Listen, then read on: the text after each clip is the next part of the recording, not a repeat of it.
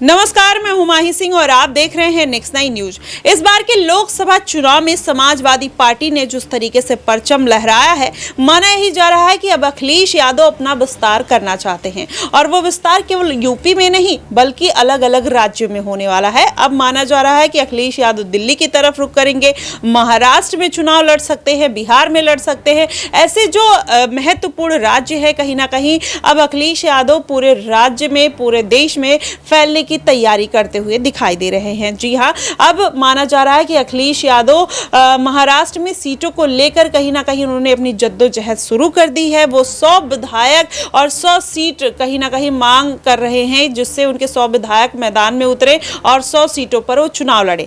क्या इतना आसान होगा अखिलेश यादव को 100 सीटें मिलना? ऐसे में उद्धव ठाकरे भी हैं, शरद पवार हैं और कांग्रेस है। ऐसे में अखिलेश यादव अगर इंडिया ब्लॉक के साथ 100 सीटों की डिमांड मांगते हैं तो क्या वो पूरी होगी, नहीं होगी, और आने वाले दिनों में क्या समीकरण रहने वाले हैं? आज इन्हीं तमाम मुद्दों पर चर्चा करेंगे। हमारे साथ आश्रुति मौजूद है।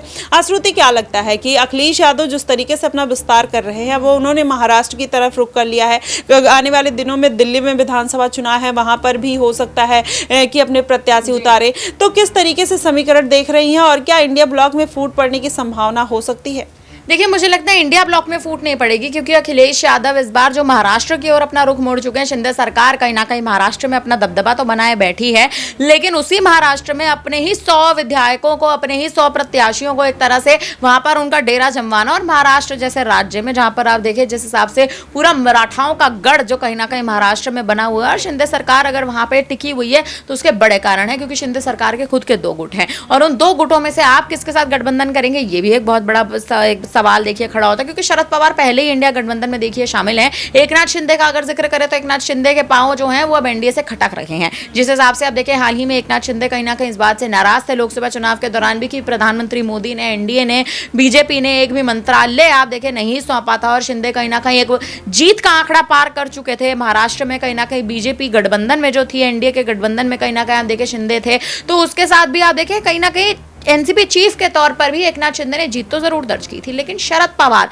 की जो स्थिति कहीं ना कहीं इस समय है, और अखिलेश यादव का यूं इंडिया गठबंधन के तहत ही अखिलेश यादव समाजवादी पार्टी ने महाराष्ट्र में जो अपना रुख कहीं ना कहीं मोड़ा, मुझे लगता है आने वाले समय में महाराष्ट्र में आप देखिए जो कहीं ना कहीं विधानसभा चुनाव महाराष्ट्र के होने वाले हैं 2025 के, आप देखें जिस हिसाब से बीच का कहीं ना कहीं वो महीने बनेंगे, अगस्त या सितंबर के कहीं ना कहीं महीने बनेंगे जब महाराष्ट्र में विधानसभा चुनाव होंगे। और महाराष्ट्र के विधानसभा चुनाव दिलचस्प इसलिए हैं क्योंकि 2 शिंदे गुट हैं। अब इन दोनों शिंदे गुट में अखिलेश यादव अपने प्रत्याशियों क्या लगता है आश्रुति की सीटों को लेकर इंडिया गठबंधन के साथ खटपट हो सकती है? क्योंकि 100 सीटें मांगना कहीं ना कहीं बहुत ज्यादा है। ऐसे में शरद पवार हैं और फिर उद्धव ठाकरे हैं, कांग्रेस है। ऐसे में कैसे डिस्ट्रीब्यूशन होगा? अगर देखा जाए तो 125 सीटें तो उद्धव ठाकरे अकेले मांगते हुए नजर आ रहे हैं। जी देखिए, उद्धव ठाकरे 125 सीटें अकेले मांगते नजर आ रहे हैं, लेकिन कहीं ना कहीं यहाँ पर समझौता होना जरूरी है। अगर इस समझौते में अखिलेश यादव कहीं ना कहीं अपनी बात का, अपने प्रस्ताव का एक तरह से जो रुख कहीं ना कहीं रख रहे हैं महाराष्ट्र में, अगर इस पे मंजूरी करते नजर आएंगे उद्धव ठाकरे भी, तो मुझे लगता है इंडिया गठबंधन में एक तरह की फूट नहीं पड़ेगी। लेकिन इंडिया गठबंधन में फूट जरूर पड़ेगी,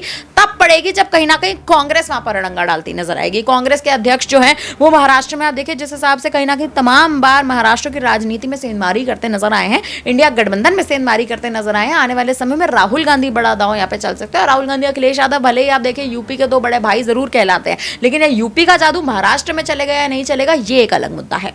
जी बिल्कुल। अब ऐसे में देखना होगा कि यूपी में बड़े भाई की भूमिका तो अखिलेश यादव निभा चुके हैं। अब क्या अगर वहां पर जाते हैं, महाराष्ट्र में भी यही भूमिका निभाने की कोशिश करते हैं, तो क्या जो उनके साथ सहयोगी दल हैं उनको इतनी आसानी से ये भूमिका निभाने देंगे, या फिर वहां पर कांग्रेस पीछे हटती हुई नजर आएगी और 100 सीटों की डिमांड जो अखिलेश यादव का बढ़ता हुआ कद है उसके साथ मिलता हुआ नजर आएगा? ये भी देखना दिलचस्प होगा। लेकिन अब जो राजनीति है, कहीं ना कहीं अब अखिलेश यादव उसको अपने पक्ष में लाने की कोशिश कर रहे हैं, तमाम गुटों को साधने का प्रयास कर रहे हैं। देखना दिलचस्प होगा अब महाराष्ट्र के बाद किस राज्य की तरफ अखिलेश यादव रुख करने वाले हैं। ऐसे में दिल्ली की चर्चा सबसे ज्यादा है। अब ऐसे में अरविंद केजरीवाल की कितनी मुश्किलें बढ़ेंगी या इंडिया गठबंधन की कितनी मुश्किलें बढ़ेंगी, ये देखना बेहद दिलचस्प होगा। फिलहाल आपको क्या कुछ लगता है, आप हमें कमेंट बॉक्स में जरूर बताइएगा। फिलहाल के लिए बस इतना ही। देश और दुनिया की तमाम खबरों के लिए हमारे साथ बने रहिएगा नेक्स्ट 9 न्यूज पर।